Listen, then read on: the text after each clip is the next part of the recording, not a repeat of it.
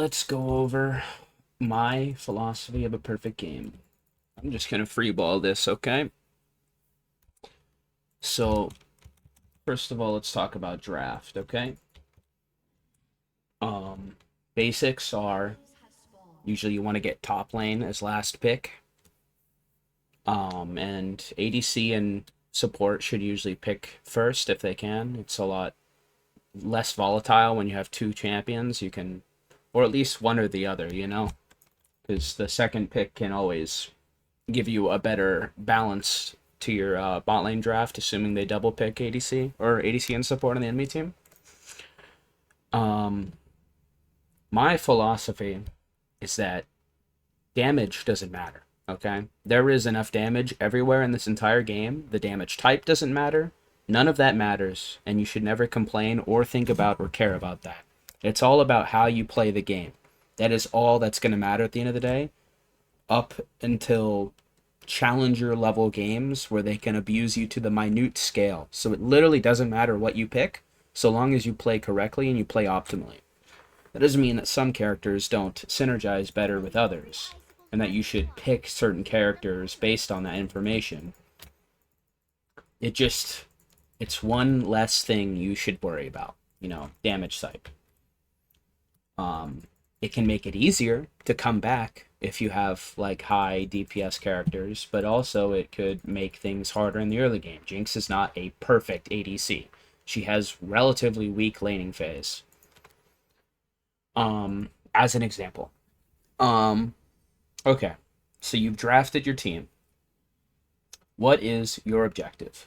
As soon as you get into the game, and we'll reset the game, you want to, as a team, work together and get information on the map. What are you trying to obtain? Trying to obtain the jungle path for your enemy jungler, okay? So you want to get wards like this, right here. You want to get wards like this. This is a little deeper of a ward. So it's all dependent on the type of team comp you've drafted, and it's all dependent on what the enemy team has drafted. Sometimes you can push a little further and look for obviously level 1 skirmishes, like the classic cheese picks early to get you a little bit more of a gold for your early snowball. But the actual most important thing is you want to identify where the enemy jungle is pathing to. Because once you have identified that, jungle is the one of the worst roles in the game, because, or in competitive, because it's no longer you are an invisible Evelynn at level 6 all the time because you sit in the fog of war permanently. If your jungler is here, and you get a ward here or here, and then you say, well, what if I don't see the jungler? If you don't see the jungler here, then he must be here, right? There is no... The jungler can't do anything but play optimally, otherwise he's going to get eclipsed out of the game, right? You can't just wait and do Krugs here. Oh, Krugs spawn at 142, now I'm going to solo them here, and then do my red because the ward expires. Like this, you have to optimally jungle. The only optimal jungle pathing in Season 14 is to do one big camp or the other. You smite it practically, because usually you're not getting leashed. Then you move to either chickens or Gromp, and you just move vertically. This is vertically. Or you move horizontally across your jungle. Okay? And there's only specific timings that a jungler could possibly ever gank you, So, if you know the jungler is over here, and it's playing Nunu, and then I get to level 2, that's not 2, there is an optimal gank path for Nunu to go top immediately. But if he doesn't immediately gank you, and he's not just wasting time waiting around, that's the most optimal position for you to be in, by the way, is for Nunu to waste his time and try it, because he will kill you. If he just sits here forever, at level 2, eventually you will fuck up, which isn't really a fuck up, because you shouldn't assume he's here, and he will kill you. And that is completely fine, because you know what you're going to communicate to your team is that Nunu is wasting his time. He has only got 0 minion kills, or 4 in my case. It'd be 4, because every jungle camp is 4 minion kills, okay? And then you say, he hasn't even cleared his top side. So what is this Nunu going to do once he's ganked you? Assuming he's not too low after the gank, he's just going to go and start doing his camps again. So what do you do off of that information? Well, if bot is strong, you could look to 3 camp and then immediately go to red. If you're playing like Jarvan or something, you could do this, or you might have started blue and then you did Gromp, and then he ganked, and then he's EQing over the wall, and he's walking over here to doing red, and then you guys are pressing the tower, helping him, or if you're getting pushed back, you might want to steal this Raptor camp. That's a little safer of a play. There's options, there's variability, and then you're closer to mid. So if mid has pressure, assuming one of you guys have pressure, but so jungle is a mirror, and there's only certain times that they can actually kill you, and that's the entire early game. Is that you're going to keep doing this. He's going to get 4, 8, 12, 16, 20, 24. And then he has to do it all over again. Here's 28, You get 1, he gets 1, that's 28. You're both at 28 CS. Nothing has happened. He bases. Usually after he's done this full clear down here, the wolves and the Gromp will be back up. And then he'll go to 32, and then 36, and then he'll look to gank top. Or mid, But, there's only small windows that they can gank in. It used to be a lot more variable, but nowadays it's pretty set in stone when the timings are for a gank. Unless you're just going to throw away your early game, which is a strategy. And then once you've identified that they're doing that, then you just play a lot safer than they are willing to play. Okay. Let's talk about objectives.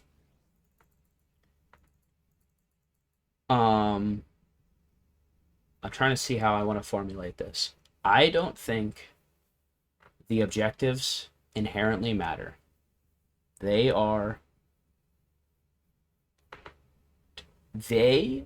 indicators of how you are playing. They track your indicators as to which side of the map you're playing on and how you're playing, One team should be getting all of one and then all of the other, right? It's a balance. It's just like the jungle mirroring. If this guy's getting Krugs and you're not going to contest, contesting is a thing you can do.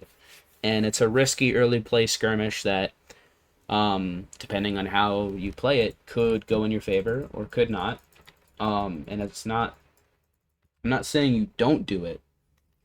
It's just the other consideration to stopping some, like Nunu, from taking grubs this early is to just do dragon. Or if he's doing dragon, it's just to take grubs. That's why there are 2 early game objectives.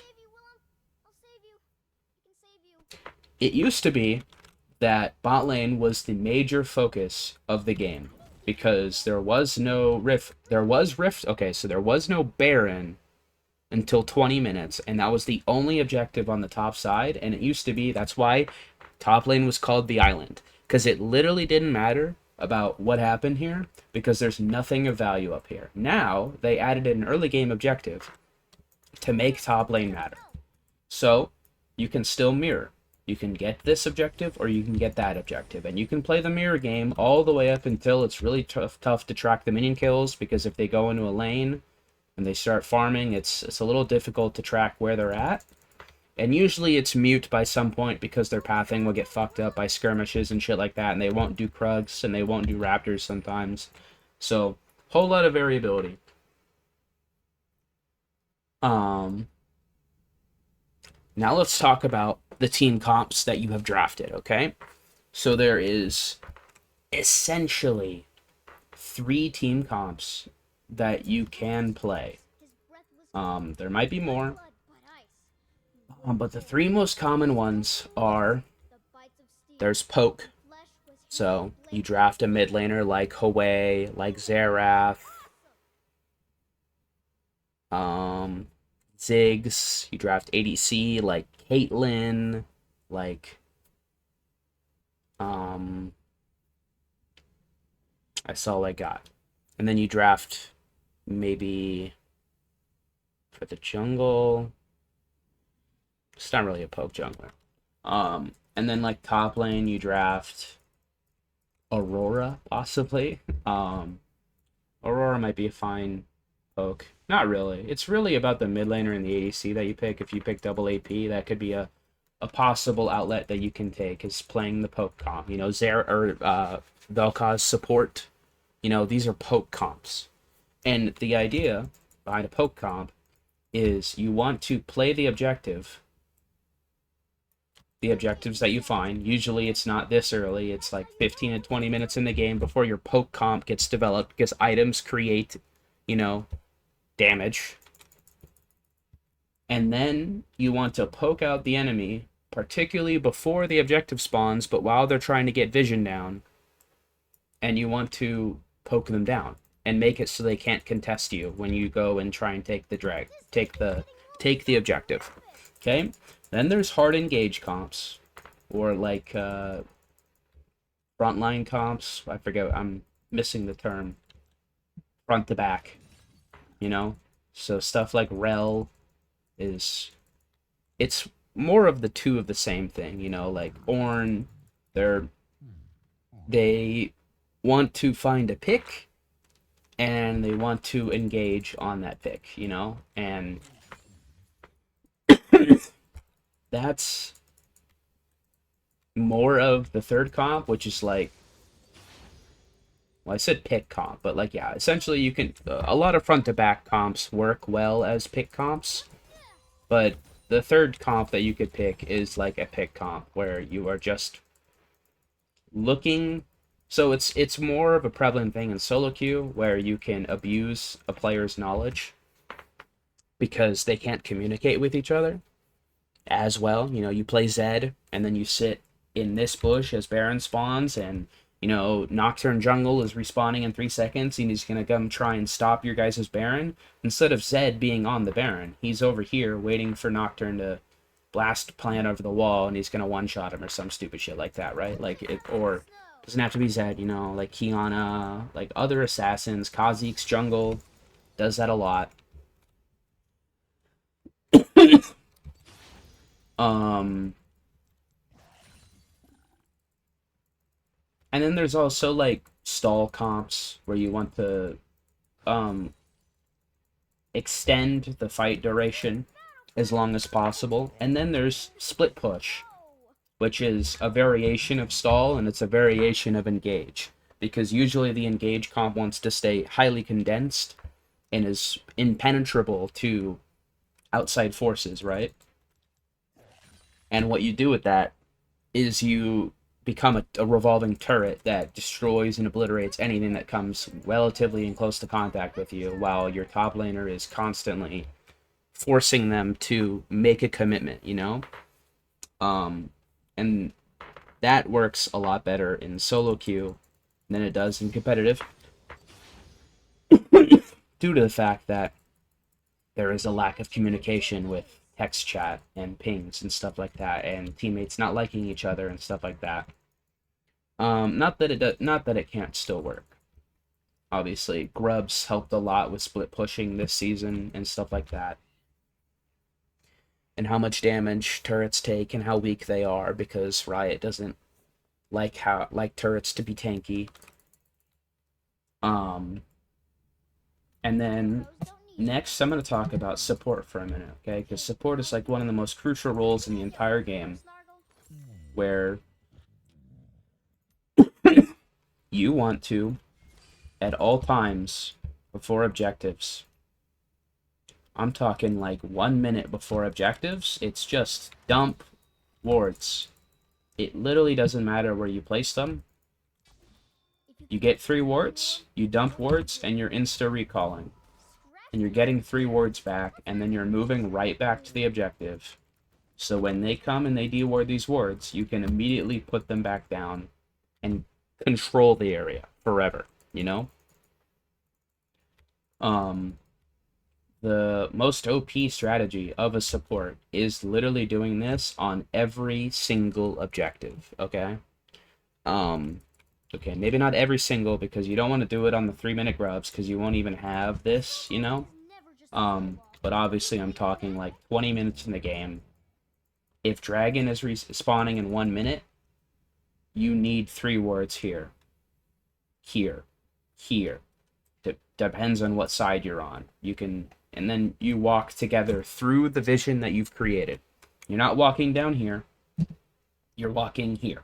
So you're deciding what side of the map your team is going to walk on, and you're going to play in this vision, and you're going to either take control with a hard engage comp and take control of the pit, or you're going to play a poke comp and you're going to sit on the outskirts and you're going to pressure them. So you're going to sit here, and you're going to want to, once somebody destroys this ward, you're going to want to get a ward down here, so you can just sit here, and Vel'Koz can spam Q this way, and bounce it here, and stuff like that. Or if you're playing hard engage, then you want these wards down early, so you can just immediately walk into the pit without having to run in through Xerath, Q, and stuff like that. And the vice versa. Sorry, I'm sick. And once you do that, and once you have taken either all the dragons, or you have gained control of Baron and taken Baron, you are just pushing the turrets down until you win the game, you know? You don't need an ADC to do Baron. You don't need an ADC to take turrets. You just need a game plan. You pick any of the game plans that I provide. You know, there's lots of options, lots of team comps that you can draft, but you just need a way to win, right? One of the easiest ways to win the game is just to kill all of the players on the enemy team and use a wave like this and push down the lane and win the game. And not stopping for kills when they respawn, just hitting the turrets and killing the Nexus and ending the game. I'm trying to think if there's anything else that I care about.